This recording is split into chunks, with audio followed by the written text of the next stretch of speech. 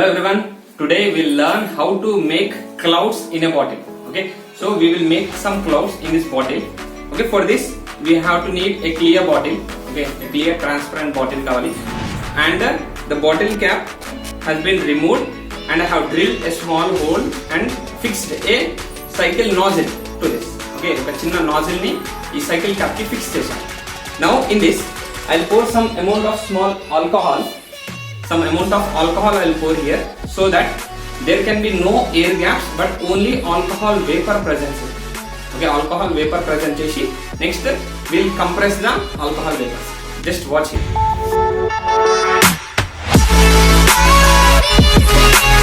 So I have placed some alcohol in this, and I have tightly sealed the bottle so that there can be no air gap through this.